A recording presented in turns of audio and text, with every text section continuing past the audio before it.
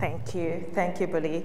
I think most people don't know that you're also from the Eastern Cape. So, no, you can't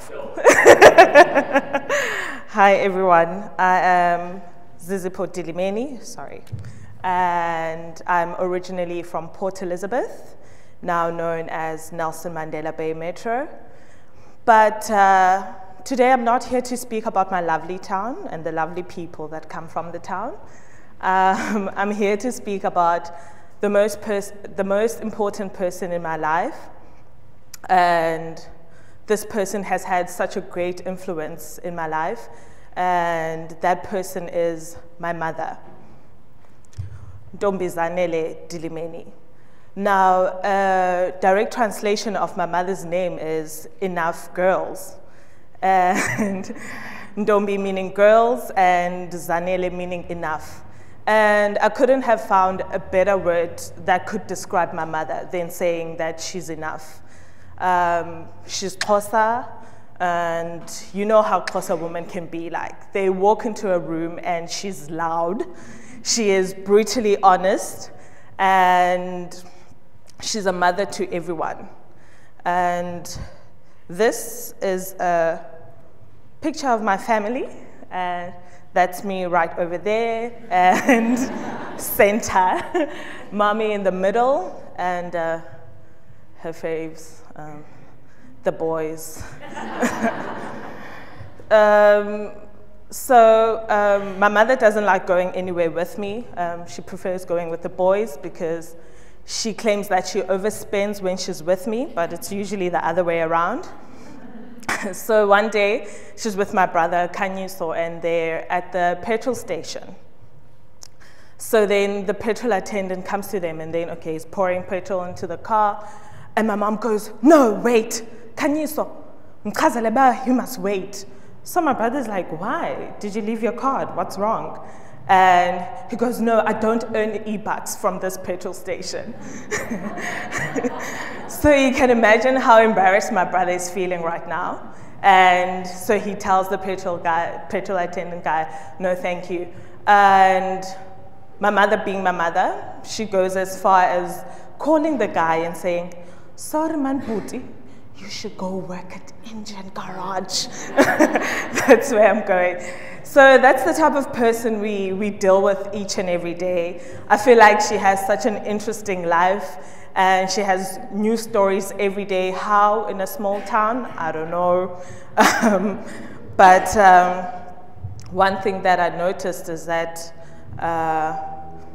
before I start unpacking my topic, one thing I'd like to say and like to make very clear is that my mother is a very intelligent woman, and we call her the original hustler because we wouldn't be where we are if it wasn't for her, and we are forever grateful for that.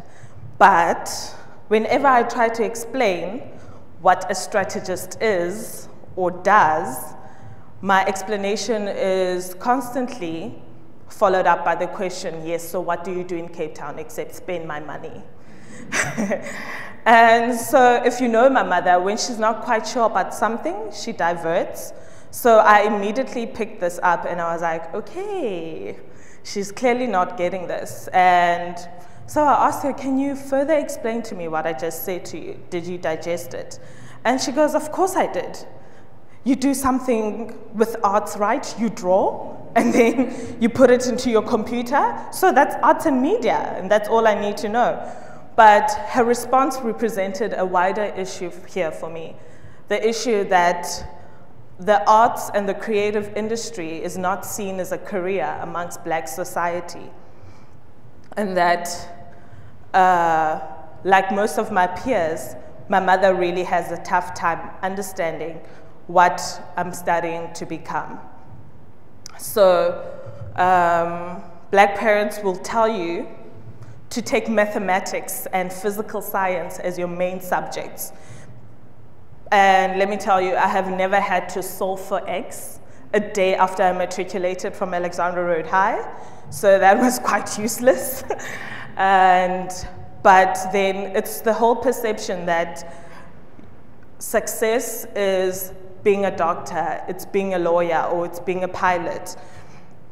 And what I just wanted to point out today is that we need to take a stand, and we need to be able to close this gap and change their mindsets so that the generation after us won't have to deal with the same issues. And how do we solve this? We can do it through representation. Right? We speak about representation, we speak about diversity and transformation taking place.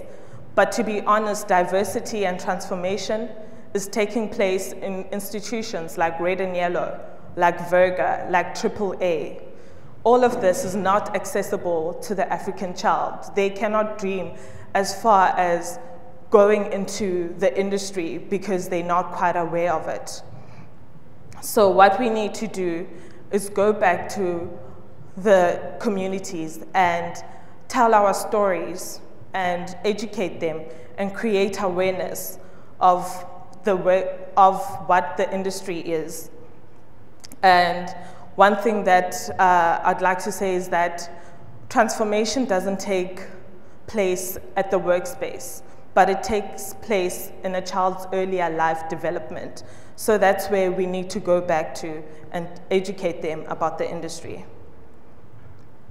What I found as well as creatives, we tend not to communicate what we do, right? We hide behind titles that I'm an accounts manager, I'm a strategist, I'm an art director, and we cannot even explain this in our own native language, what we actually are doing or studying to become. And storytellers, I've already said that. So what I'd like to say is that let's say our stories, let's document them so that the generation behind us won't have the same problems that we had. And let's start taking these resources to them in the location, not in Maboneng, not in Braamfontein, not in the old biscuit mill, but let's take it back to them. And what does this all mean? It means that we are afforded all these amazing opportunities and amazing roles. So let's become guidebooks for the next generation. And who knows, maybe a black girl from Port Elizabeth, whose mother is a grade 1 teacher, can stand at Red and Yellow today and give a Mac Live talk. And to close off, I'd like to read you a quote by Vusi Thembekwayo. He says, "Your job is to rewrite the history of this continent. Your job is to bring a sense of pride to that which is African." Thank you.